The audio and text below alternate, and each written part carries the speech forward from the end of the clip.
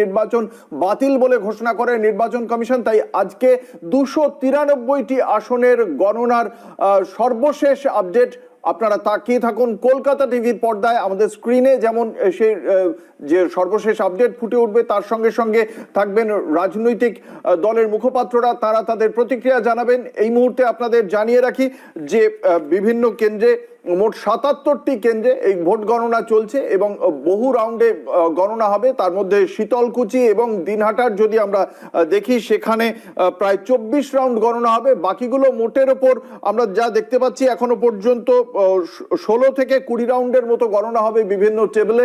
ইতিমধ্যেই গণনা কেন্দ্রে একদিকে যেমন মুখ্য নির্বাচনী আধিকারিকের পক্ষ থেকে জানানো হয়েছে যে কড়া নিরাপত্তার বন্দোবস্ত রাখা হয়েছে, তার পাশাপাশি কোনো রকম অশান্তি এড়াতে রয়েছে কেন্দ্রীয় বাহিনী। রাজনৈতিক দলের কর্মীরাও রয়েছেন যাতে কোনো প্রকার কারচুপি না হয়, প্রত্যেকেই কড়া নজরদারিতে রাখছেন অপর পক্ষকে। এবং ভারতীয় জনতা পার্টি, তৃণমূল কংগ্রেস, বাম, কংগ্রেস, এই প্রত্যেকটি প্রধান রাজনৈতিক দলের যে এজেন্টরা তারাও গণনার টেবিলে উপস্থিত হয়েছেন বলে এখনো পর্যন্ত খবর। আর এই মধ্যে অবশ্যই গুরুত্বপূর্ণ কেন্দ্র হচ্ছে ভবানীপুর কেন্দ্র, মোস্ট হেভিওয়েট সেন্টার, এবং সেই আসনে গণনা হবে শাখাওয়াত মেমোরিয়াল হলে এবং সেখানে কড়া নিরাপত্তা রয়েছে।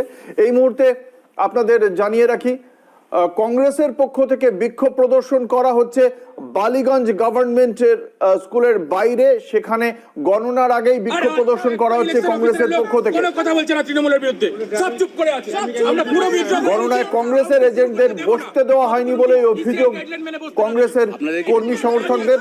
আপনারা দেখতে পাচ্ছেন সেখানে বিক্ষোভ প্রদর্শন করছেন কংগ্রেসের কর্মীরা যে গণনা টেবিলে তাদেরকে বসতে দেওয়া হয়নি, এমনটাই অভিযোগ কংগ্রেসের। সব চুপ করে আছে।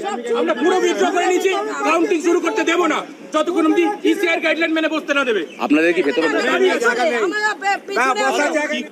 কাউকে বসতে দিচ্ছে এবারের নির্বাচনে আর একটা ইলেকশন অফিসারের লোক কোনো কথা বলছে না তৃণমূলের বিরুদ্ধে। 294টি আসনে বিধানসভার মধ্যে মোটের ওপর হিংসামুক্ত হয়েছে এবারের নির্বাচন। প্রথম দফার জন্য কোনো রাজনৈতিক দলের পক্ষ থেকেই সেই অর্থে পুনর্নির্বাচনের দাবি জানানো হয়নি। দ্বিতীয় দফায় যে 142টি কেন্দ্র ছিল তার মধ্যে মগরাহাট পশ্চিমের 11টি কেন্দ্র এবং ডায়মন্ড হারবারের 4টি কেন্দ্রে এই মোট 15টি বুথে 2রা মে নির্বাচন হয় এবং সবচেয়ে বেশি ভোট পড়েছে ঐতিহাসিকভাবে সর্বোচ্চ